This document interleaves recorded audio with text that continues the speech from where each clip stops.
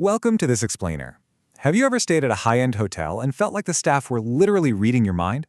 Well, today we're diving into the highly engineered, meticulously measured world of luxury hospitality. We're actually going to look at the exact source document that proves they kind of are. We often think of luxury as this vague, magical feeling, right? You walk into a beautiful lobby, catch that signature scent, and you instantly relax. But today, we're pulling back the curtain to reveal the hidden science of perfection used to guarantee that feeling. That so-called magic is actually the result of an incredibly rigid, microscopic grading system. And to really understand how this works, we need to look at the people who grade these hotels. So, instead of breaking in to steal something, you and I are going to act as covert mystery inspectors. We're breaking in to rigorously judge absolutely everything, armed with a highly detailed, multi-page auditing program. Here's our auditor's itinerary for the day.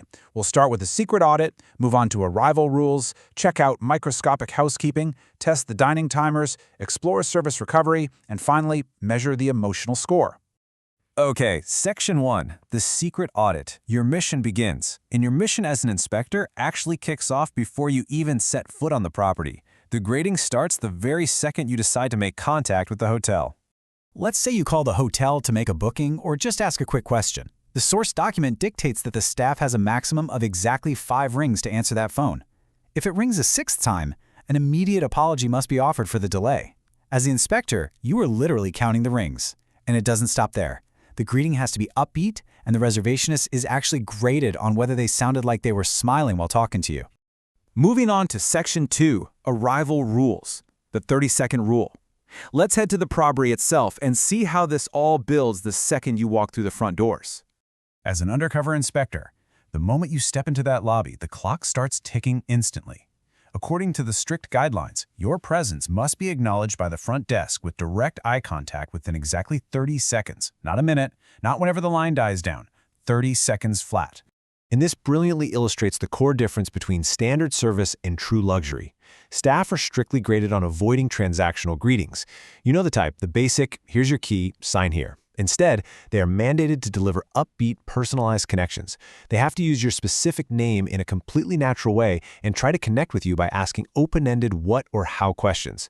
They're even scored on whether the whole interaction was continuously punctuated with eye contact and genuine smiles. Now, what's really wild is the sheer volume of microscopic behavioral checks required just to hand over a room key. The entire registration process, including any wait time, has to clock in at 5 minutes or less. At the exact same time, they need to offer a welcome amenity like a cold towel, seamlessly deliver any of your tier-level benefits, and ensure you feel sincerely welcomed.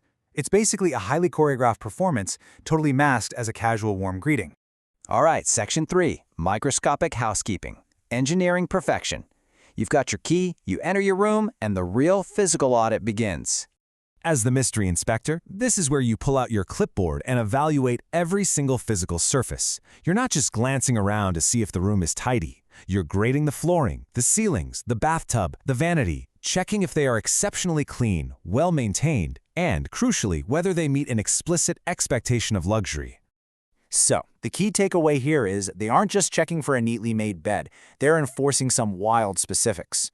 The bathroom must have exactly 2 bath towels, 2 facial towels, and 2 washcloths. Exactly 2. But it goes way beyond just what you can see.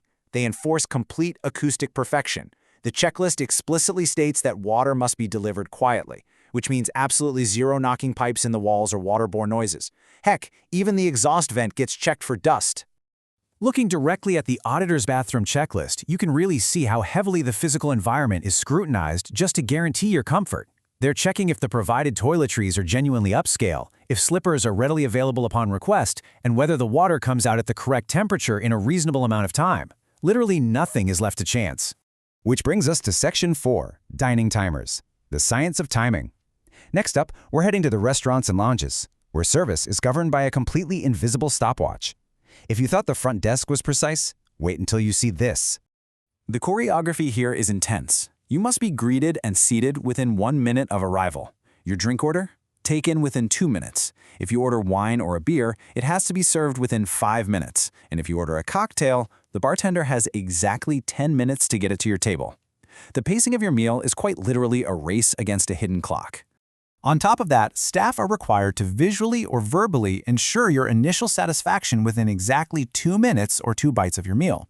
It's this tiny, precise window to make sure your steak is cooked perfectly or your soup is actually hot. This guarantees that if absolutely anything is wrong, it's caught and fixed before your dining experience is compromised. Even eating in your room is highly choreographed into a specific set of steps. When room service shows up, the staff member can't just hand you your food and leave. First, they must knock and announce their department.